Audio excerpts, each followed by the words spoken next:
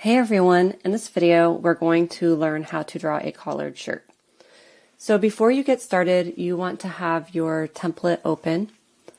The template will be your croquis with some transparency and locked down. So I have my template opened and I'm going to save my file. So I'm going to go to Save As, and I'm going to save it on my computer as collared shirt. I'm going to put it on my desktop. So I'm saving my Illustrator file for my collared shirt. So now we're ready to get started. For this exercise, we are going to import an image as a reference. When you are designing your garments, I strongly recommend having reference photos.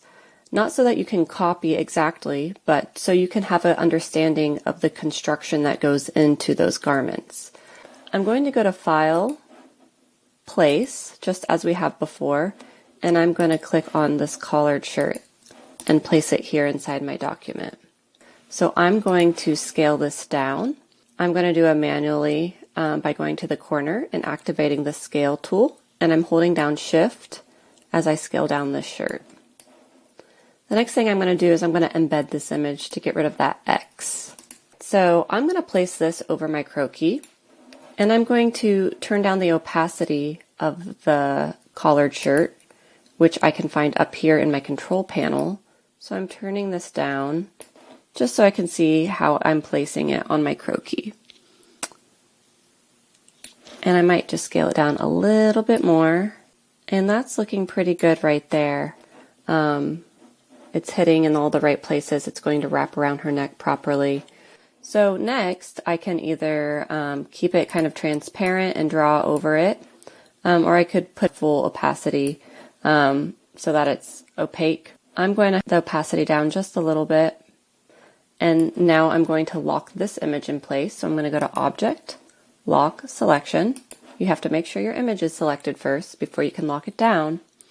And now I'm going to get started in drawing. So I want to make sure that I'm drawing in the right layer. I made a layer previously for my collared shirt. And now I want to make sure I have the correct stroke and the correct fill. So to get started for my stroke and fill, I can go to my pen tool. And I have a fill here. I want to use this light gray. That's 3 down from the very right of the grayscale swatches. And then I'm going to choose a black stroke, and I'm going to make sure my stroke has a weight of 1 point. We could start by drawing the lapel, just because that's kind of the most forward-facing piece. So let's get started with the lapel. I'm going to start here at the neckline, and I'm going to go down to the shoulder, and I'm just tracing. Now you'll see that this collar actually has 2 different pieces, and we can go in and add that seam line later. And you'll also notice how this side of the collar is overlapping, and that's an adjustment we'll have to make later as well. Alright, and so now I want to make some adjustments with my direct select tool.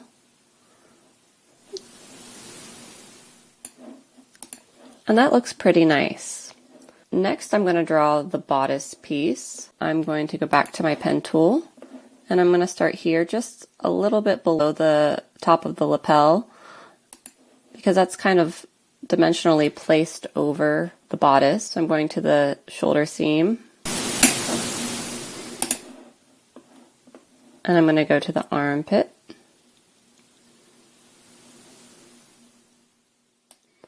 And this doesn't have like a lot of curve. It's a really boxy shirt, which I think is great for us practicing.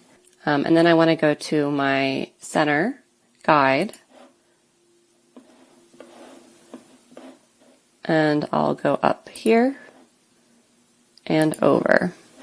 So here's the bodice piece. I want to cut this, and I want to paste it behind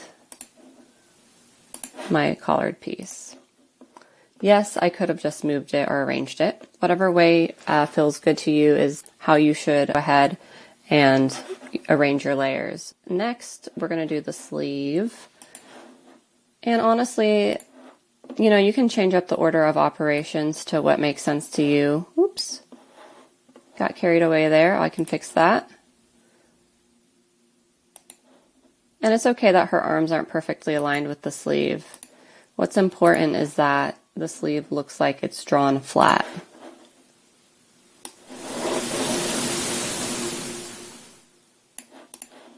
And I can make adjustments by selecting points with my direct select tool.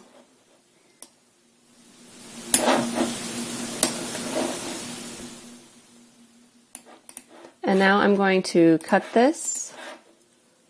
I selected it with the selection tool, the black arrow, and I'm going to go cut, and I'm going to paste it behind my bodice. Edit, paste, and back. And I can make adjustments to this now. I can take a look at it and see, maybe I want it to be more like that. For the sleeve line, this is looking pretty good. Now I'm going to draw my back collar piece. So I'm going to grab my pen tool once again, and I'm going to start here in the center, and I'm going to go up to this point, and it's just a small curve, very small curve.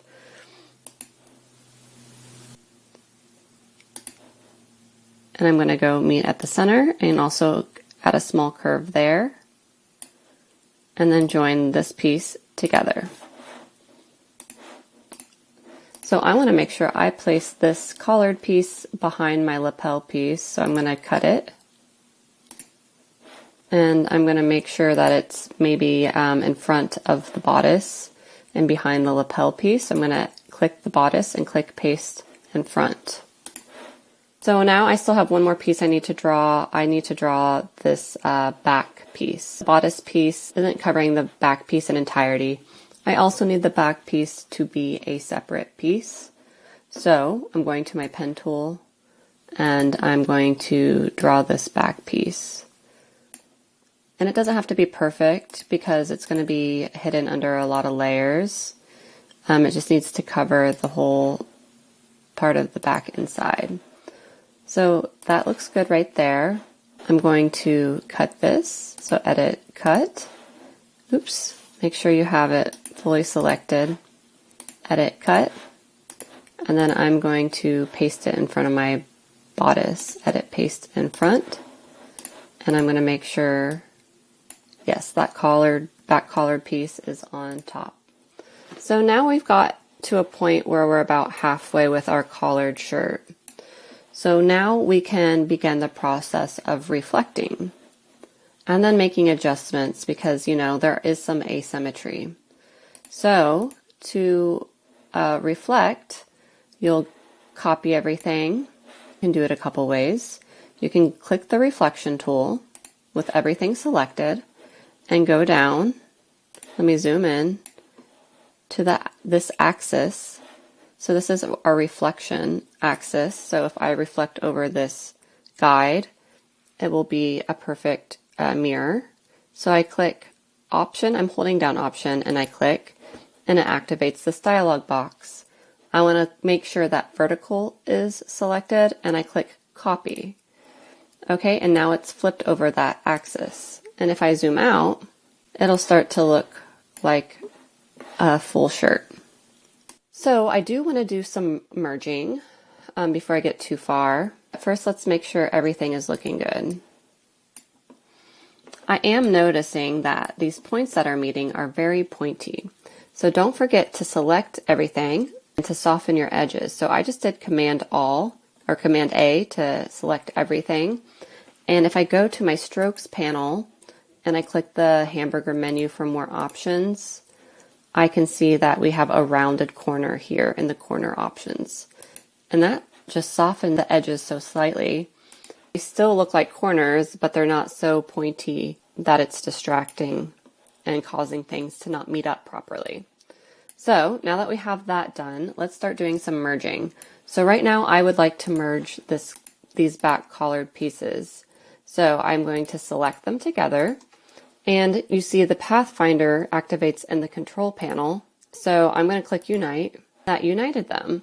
However, when you start uniting things, it kind of starts messing with the layers. So you might have to rearrange some of your objects to get them on the appropriate layer that you want them to be.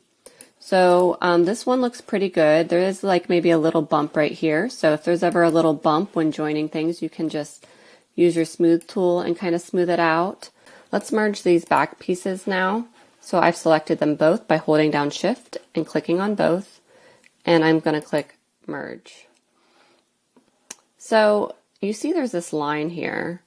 It means that these items weren't overlapping fully. They were overlapping up here, but not down here. So to fix this, all I have to do is grab this point and I can just drag it down to where I want it to be. And I can even just delete it. So if I go to the pen delete tool, I can just delete this point. Okay, and now that's merged the way I want it. So, you know, there's always a way to fix what you've done. But now you see that this back piece is in front of the lapel, so I'm going to actually do the cut. I'm going to have it in front of the bodice, edit paste in front of the bodice. I'm going to have to move my lapel forward, so I'm going to go Object, Arrange, and bring this lapel to the front. And that's the solution that I need to get everything in the right order. You can always go to your Layers panel and collapse it down to see all the objects you've drawn and where they are. And you can reorder things by dragging this way too. And we'll talk more about that in the future. It's just an option. So now this is starting to look like a collared shirt. I'm going to select everything and decrease the opacity of this so I can kind of see my shirt below. So I see here that I need to make some adjustments to this lapel. So I'm going to click this dot here in this corner and I'm going to drag it down so that it meets like that. Now I can increase my opacity back up. I do need to merge my two sides of my bodice. Sometimes you will have a center seam, and in that case you might not need to merge them. But because the seam is a little off center, we're going to merge these together. So I just select them and I hit merge. And there's no line, so everything merged together well. So now I'm going to draw a placket. It's the piece where the buttons go. We are going to draw this just with a rectangle. So I've gone to my rectangle tool. I'm just going to draw a rectangle for this placket. And I'm going to make sure that this is pasted behind my lapel. So I go Edit, Cut, and I'm going to paste it in back. And that's starting to look good. I'm just going to move this placket piece down like that. Okay, so let's kind of move this to the side. Let's unlock this for now and just take a look at how everything's going. Okay, so we have this overlapping and then I have my placket being drawn. So this is good. It kind of looks like it's folding over, and that's the effect that I'm getting here. Everything looks symmetrical. I'm going to just put it back over there by undoing a couple steps and know that things are going well. So to add buttons, you'll need to go to your ellipse tool and you'll just need to draw a little circle. And I like to change the weight of the stroke. And I'm going to zoom in here and kind of just scale this down. If I need to widen my placket piece, I can always do that a little bit just to make some more space for my button. So that looks good. You'll want to pay attention to the different points where the buttons are placed on the garment. There are different stress points that a garment has, so do pay attention. But you'll want to place your final button, and then just to make sure they're all distributed evenly, you'll select them all. And then you'll go up here to our distribution options. So we have a vertical distribution centered, and this will just make sure the distance between this vertical distribution is perfect between each item that is selected. And that looks pretty good for the buttons. At this point you could add some additional lines, and I'm going to do that by moving this over here so we can get a good look at this shirt. Alright, so we have the shirt here. you'll notice that there is a seam here for the back yoke, so I could add that. And with that, it's just going to be a line from here to here.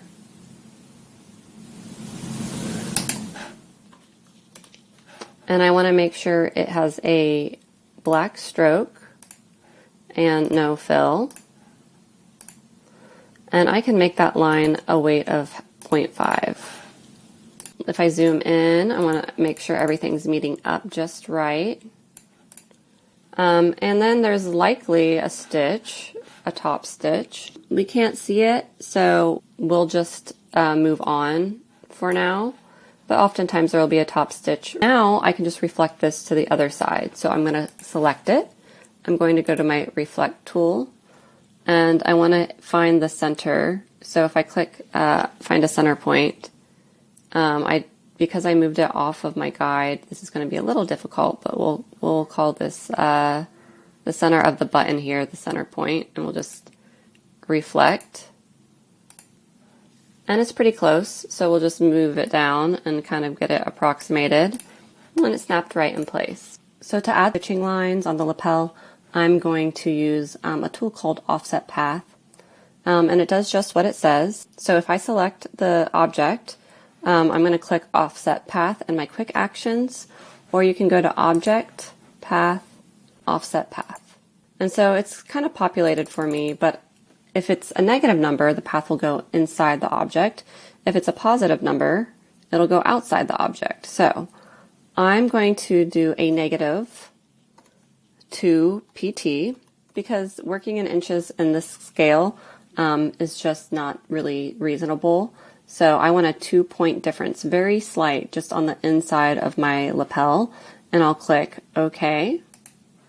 And now I have this that can be the beginning of a stitch line.